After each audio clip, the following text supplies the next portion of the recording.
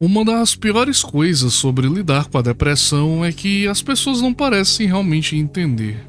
Saúde mental é um tema bem complicado e que as pessoas normalmente têm problemas em simpatizar com ela. E muitas pessoas, inclusive eu, já tivemos nossas batalhas difíceis contra a depressão. E por isso esse tema é interessante e chamativo, digamos assim. E na época que eu era apenas um adolescente, um dos jogos que chamou a atenção na época que lançou foi The Static Speaks My Name, ou A Estática Fala Meu Nome.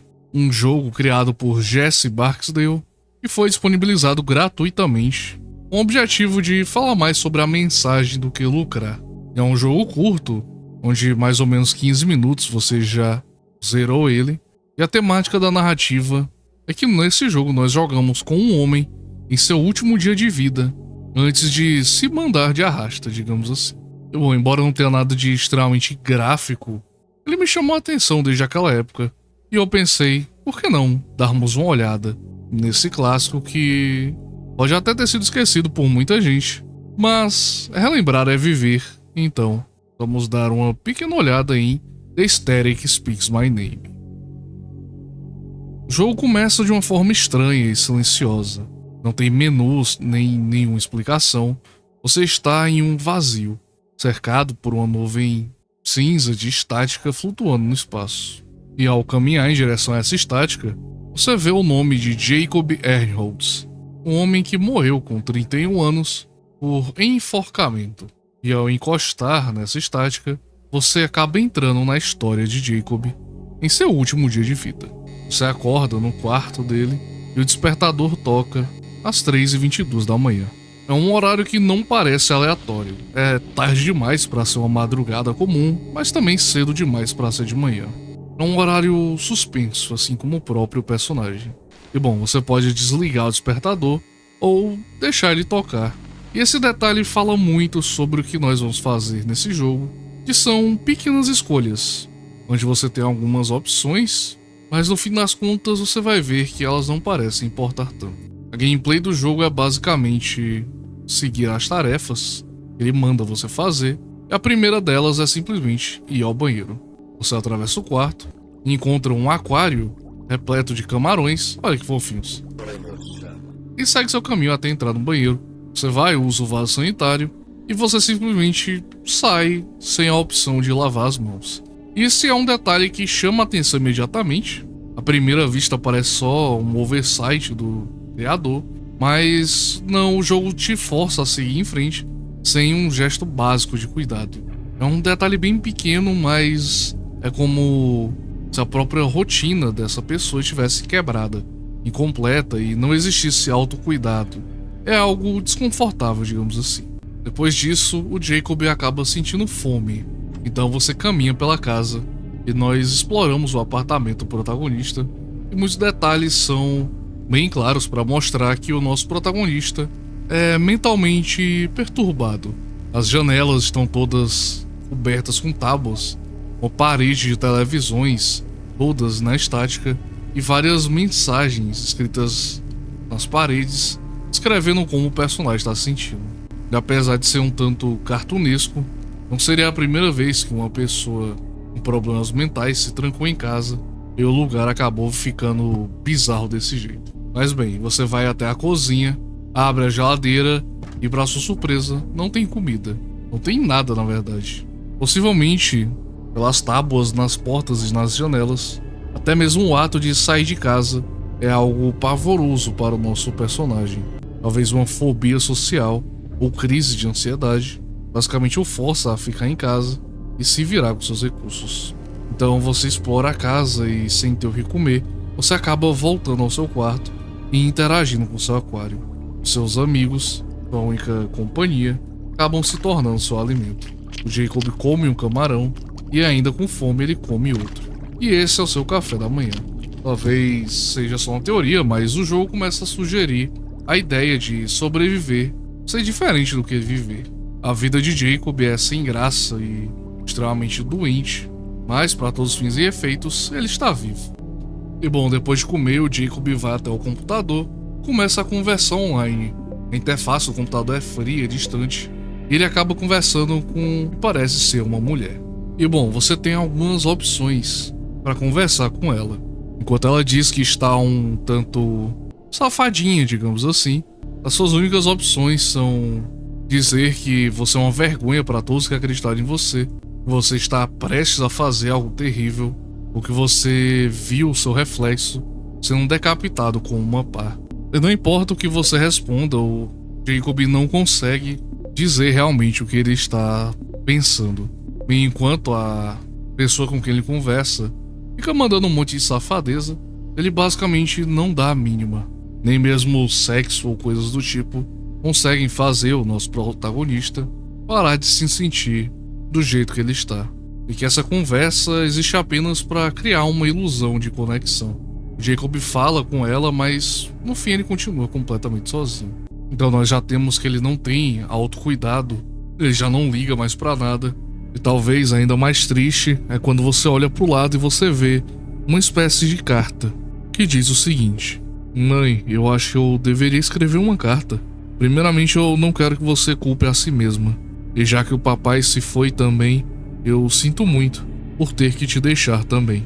Por favor, não fique irritada comigo.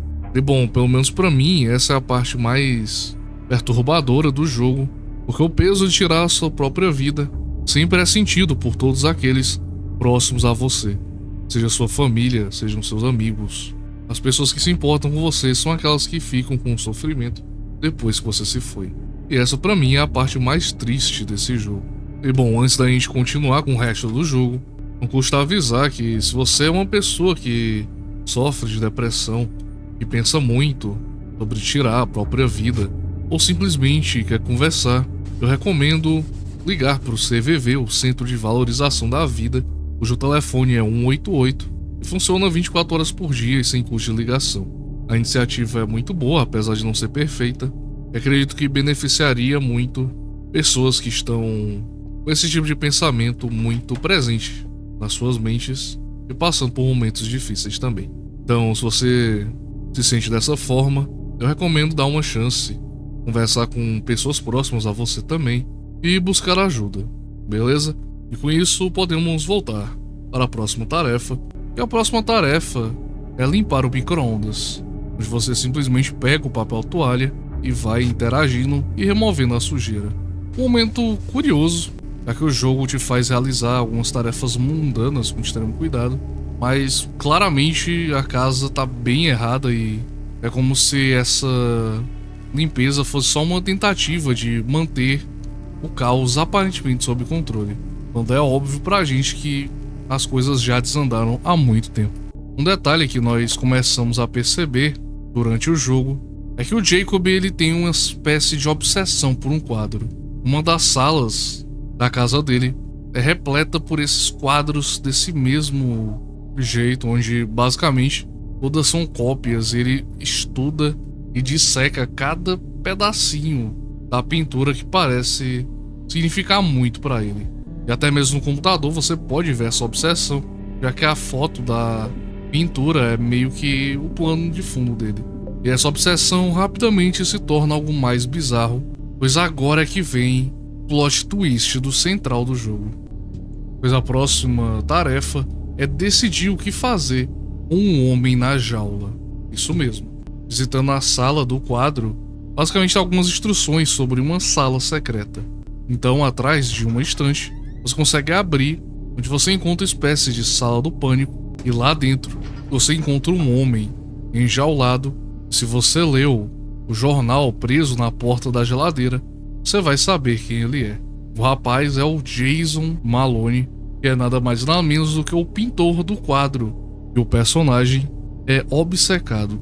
E então, o jogador tem uma escolha, que é basicamente destrancar a gaiola e basicamente deixar o homem livre para fugir, ou você também pode mexer no interruptor, causando uma descarga elétrica e matando o homem, onde no fim você deixa a sua loucura e obsessão vencerem. A questão é que salvar ou matar ele não faz a menor diferença, pois depois de lidar com o homem na jaula, você tem o último objetivo: deixar o seu corpo descansar, onde você volta ao quarto, abre o armário e encontra uma cadeira com um laço de corda pendurado acima dela. e ao interagir, isso aqui acontece.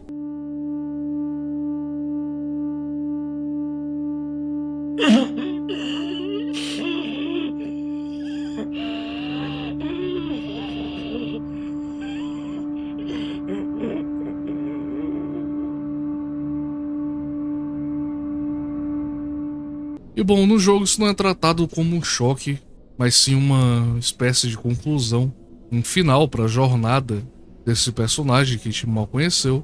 E após essa cena, você está no vazio de novo.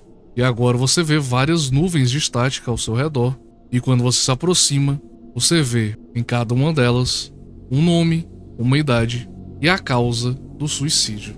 E essas são histórias que você não pode jogar, apenas observar, pois o jogo termina quando você entra em qualquer uma dessas estáticas. Com a mensagem final sendo bem clara e devastadora, o Jacob não é apenas um caso isolado. Ele é, na verdade, mais um nome no ruído, mais um nome na estática. E bom, assim acaba The Aesthetic Speaks My Name, um jogo que não é sobre escolhas, mas sobre a ilusão delas. O jogo mostra uma rotina quebrada onde tudo continua funcionando, menos a pessoa que vive ali. E talvez o mais perturbador seja que nesse mundo, vários Jacobs podem existir, onde tudo apenas observa em silêncio. E no nosso próprio mundo, muitos e muitos Jacobs habitam por aí. E bom, o jogo é interessante, a sua mensagem é interessante, mas o jogo não é uma obra-prima. Muitos detalhes são bem estereotipados, como uma casa sendo exageradamente tapada e fechada, e a representação de depressão e tudo mais, até bem feita às vezes, mas um tanto exagerada. E o que eu acho interessante da mensagem dele é que você, como jogador, é basicamente colocado na mente que para você vai ser completamente alienígena, uma mente doente, quebrada, de alguém que você não conhece e que você não sabe como chegou naquela situação. E a verdade profunda do jogo é que muito provavelmente o próprio Jacob se sente do mesmo jeito. E além disso, o jogo tem algumas outras mensagens, como o dele também ser uma espécie de lembrete de quão absurdas as coisas podem ser quando você confunde admiração com obsessão, embora eu acredite que a mensagem vá mais para a primeira questão mesmo. E bom, o que eu acho mais interessante desse jogo é a capacidade dele mostrar a monotonia das ações de uma pessoa depressiva. Isso tudo em um tempo tão curto, no caso. As tarefas que você performa são monótonas, e a maioria delas não parece ter sentido nenhum. E realmente, acaba acontecendo com muitas pessoas que sofrem dessa doença. E bom, fora The Aesthetic Speaks My Name, que foi um jogo bem curto, o criador fez uma espécie de sequência chamada Bucket Detective, que também parece ser interessante e manter os mesmos temas de depressão, ansiedade e obsessão. Então, se você tem interesse e gostou desse vídeo, deixa aí nos comentários para ver se eu trago o Bucket Detective. Também vai ser legal. E bom, esse foi o vídeo de hoje. Espero que vocês tenham gostado. Esse jogo, vez ou outra, aparecia na minha memória desde o dia que eu vi ele, porque eu sempre tive curiosidade em entender a profundo a mensagem dele e tudo mais. E fico feliz de ter trazido em um vídeo aqui e mostrar para vocês. Então comentem aí embaixo o que vocês acham.